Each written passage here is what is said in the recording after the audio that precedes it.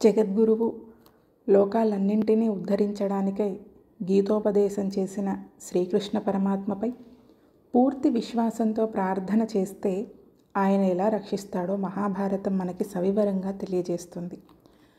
మహాసముద్రం లాంటి భారతంలో కృష్ణుడి యొక్క రక్షణ తత్వాన్ని, తనను నమ్మి ప్రార్థించే వారి ప్రార్థనలను విని ఎలా కాపాడుతాడో ఒక్కసారి పెద్దల ద్వారా శ్రవణం చేద్దాం. నిర్మాణం పదగపతికేతో అవతున వెంకటాధ్వరి విశ్వగుణ దర్శనంలో చాలా అందంగా చెప్తాడు. ఆ కృష్ణ భగవానుడు ఈ బట్టలు నేసే నేర్పేదో ఆయన దగ్గర ఉంది. అది మనకి తెలిస్తేనా పైసా ఖర్చు లేకుండా ఎన్ని బట్టలన్నీ తెచ్చేసుకుంటామండి మనం.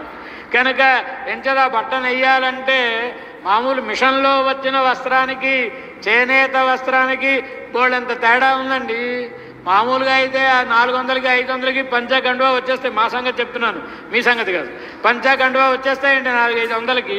అదే చేనేత అయితే 6000 7000 ఇంత పడుతుంది, 10,000 కూడా పడతాయండి చేనేత వస్త్రానికి. ఓ రోజు వాడు నేస్తే ఈ మాత్రం ఓ మురుడు తయారవుతుంది వస్త్రం. కనుక లేబర్ ఛార్జీ ఎక్కువ అండి. అందులో ఆ నేస్తూ ఉంటే పడుగు పేక అంటారు, నిలువుదారం, అద్దుదారం, ఇవి తెగిపోతూ ఉంటాయి. వాడు మళ్ళా ఓసారి ఎంగిల్ చేసి మళ్ళా ఆ దారం ఓసారి అతికించి మళ్ళీ నేస్తూ ఉంటాడండి. మరి భగవంతుడు ఇంతసేపు ఇన్ని వస్త్రాలు ఇచ్చాడు కదండి. అవే వ్యాపార కలనం, ఏమైనా పడుగు పేక అంటారు, నిలువట్టు కదులుతూ ఉంటాయి కదండి ఆ పలకలు. అలాంటివి ఏమైనా ఉన్నాయా ఈయన బట్టలు నేయడానికి? ఏమీ లేవు. ఏమైనా అప్పుడప్పుడు దారం అతికించడం ఉందా? ఏమీ లేదు. కానీ అలా పుంఖానుపుంఖములుగా వచ్చేస్తున్నాయి. చంపు భారతంలో అందంగా చెప్తాడు, ఒకటే లక్ష్యం దుశ్శాసనుడు. ద్రౌపదీదేవిని నగ్నముగా చేయవలెను. చెయ్యగలిగాడా? ద్రౌపదీదేవిని చెయ్యలేకపోయాడు, కానీ సభలో ఉండే వాళ్ళ పలు వరుసలను చేయగలిగాడు.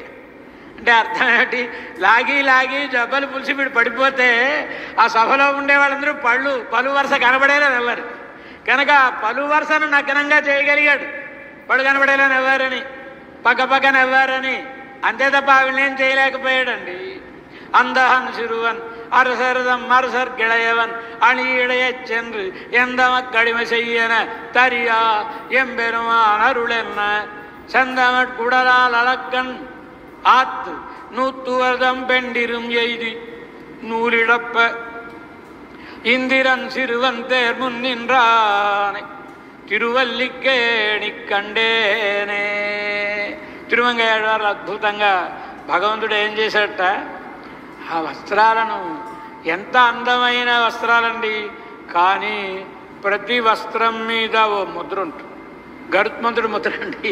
మరి భగవంతుడి జెండా ఏమిటండి? గరుత్మంతుడు కదండి, పతకపతి కదా ఆయన. కనుక ఆ ముద్ర ఉంటుందండి.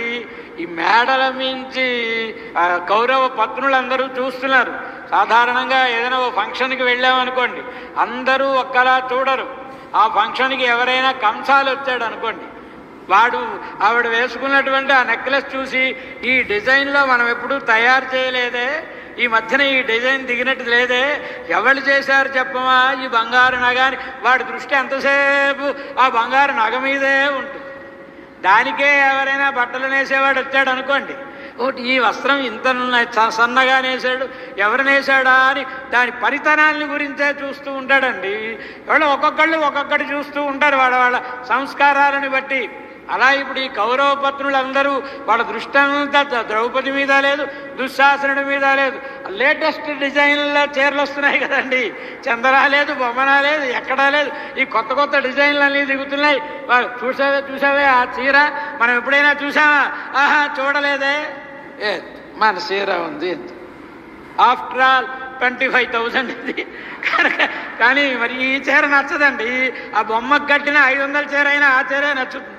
అలా భగవంతుడు పంపించిన చీరలు చూడగానే వీళ్ళకి ఒక్కసారి ఈ చీరలతోటి ఒక్కసారి మన ఇల్లంతా నింపేసుకుని అక్కడ మేట్లు పడిపోయి ఉన్నాయి.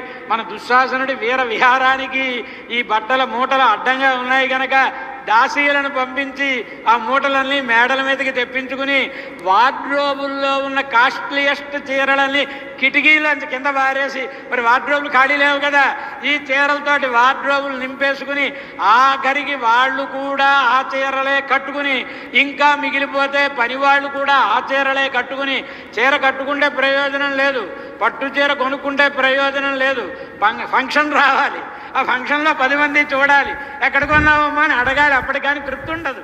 కనుక వీళ్ళు మళ్ళా వరండాలోకి వచ్చి ఆ భర్త గారికేసి ఒకసారి అటు ఇటు తిరిగి ఆయన ఏమైనా ఈ చీరకేసి చూస్తాడేమో, బాగుంది అంటాడేమో అని చూస్తున్నారు. చూస్తే ఏముంది, దేవుడి వస్త్రాలు దేవుడి దగ్గరికి వెళ్ళిపోయాయి, దేవతా వస్త్రాలు. కనుక పాపం చూడగానే ఒక్కసారి తల వంతుకుని అని అడిగినా వాడు చూసుకుంటే దేవుడి వస్త్రాలు దేవతల దగ్గరికి వెళ్ళిపోయి చిత్రం. ఇన్ని వస్త్రాలను పుట్టించిన భగవంతుడు ఎక్కడి నుంచి పుట్టించాడో అంతమంది బిచ్చగాళ్ళను పుట్టించాడు. వాళ్ళందరూ ఆ కిటికీల్లోంచి చీరలన్నీ వర్షంలా రాలుతూ ఉంటే ఇవన్నీ పట్టుకుపోయి ఒక్క చీర మిగలేదు కింద.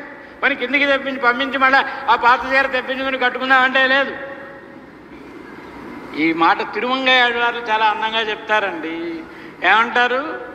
నూత్తు వరదం పెండిరుం ఎయిది, 100 భార్యలు ఈ అవమానాన్ని పొంది. ద్రౌపదీదేవికి చేద్దాం అనుకున్న అవమానం వాళ్ళకి కలిగింది. సరే, అవమానానికి అవమానం సరిపోయింది. ఏమైంది? చూశాడు దుర్యోధనుడు. ఇప్పుడు ఏం చేయాలి? ఆ రోజు నిండు పేరోలగా ఆ రోజు ఆర్డర్స్ అని జారీ చేశారు. ఇవాళ మార్కెట్లకు సెలవు, బజార్లని కట్టేసి అందరూ సభలోకి రావాలి, పాండవులకు కలిగే అవమానాల్ని ప్రతి వాళ్ళు చూడాలి అని ఇప్పుడు కొట్లన్నీ కట్టించేసి రప్పించాడు వ్యాపారస్తులందరినీ. ఇప్పుడు ఎలాగా వీళ్ళందరికీ చీరలు ఇవ్వాలంటే ఎలాగా? కనుక వీడి తలపాగా తీసి అక్కడ పడేశాడు. ఎప్పుడైతే సుయోధన మహారాజు గారు తలపాగా పడేశాడో వెంటనే ఆ పక్కనున్న వాళ్ళందరూ తలపాగాలు పడేస్తే ఆపద్ధర్మంగా ముందు ఇవి పైకి పంపించారు. ఏదో ఒకటి కట్టుకోవాలి కదా, పైకి పంపించారు. ఏమైంది? ఇప్పుడు వస్త్రాపహరణం ఎవరికి జరిగాను? వీళ్ళందరికీ జరిగిందా లేదా? వీళ్ళ పత్నులకు జరిగిందా లేదా? వాళ్ళు సాటి ఆడవాళ్ళు కదండి. వాడికి అవమానం జరుగుతుంటే తప్పని చెప్పాలి. చెప్పలేని వాళ్ళు అయితే ఇళ్లలోకి పోయి ఏడుస్తూ కూర్చోవాలి. కానీ ఆ అవమానం ఎలా జరుగుతుందో చూద్దాం అనుకుంటే ఆ అవమానం వాళ్ళకే జరుగుతుంది. కానీ భగవంతుడికి తృప్తి లేదు. ఇది అసలు సరిపోయిందండి. మరి వడ్డీనో నూలిడప్ప తిరుమలయాడు పాండవర తమ్ముడే పాంచాలి మరుగ్గమెల్లాం పెరియాడు కూడా ఇదే విషయాన్ని సాధిస్తారంటే జరిగిందని అర్థం. భారతంలో కనబడకపోయినా జరిగింది, ఏదో ఒక కల్పనలో జరిగి ఉండాలి, దాన్ని సాక్షాత్కరించుకునే ఆళ్వార్లు ఉండాలి, కనుకనే వర్ణించారని అర్థం. దానికి వడ్డీగా వాళ్ళ తాళిబొట్లని తెంపి పడేశాడండి భగవంతుడు. మరి వీళ్ళందరూ మరణిస్తే తాళిబొట్లు కూడా పోయేగా కౌరవపత్నులకు. ఇది వడ్డీ వస్త్రాపహరణంతో పాటుగా. అలాంటి విపత్కర పరిస్థితిలో ద్రౌపది ఏనత్రాత కస్మలాత్, ద్రౌపది అంత గొప్ప ఆపదలో ఎవరి చేత కాపాడబడింది? ఈ భర్తలు కాపాడారా? లోకభర్త భగవానుడు కాపాడా? ఎక్కడున్నాడు ఆయన? ఎక్కడ పడితే అక్కడే ఉంటాడండి ఆయన. తప్పించుకోవడానికి ఏమైనా చెప్తే చెప్పచ్చును, కానీ ఇష్టమైతే ఎక్కడ పడితే అక్కడే ఉంటాడు. ద్రౌపదీదేవికి వలువలనిచ్చాడు, కాపాడాడు పరమాత్మ. ద్రౌపది శరణాగతి ఆవిడ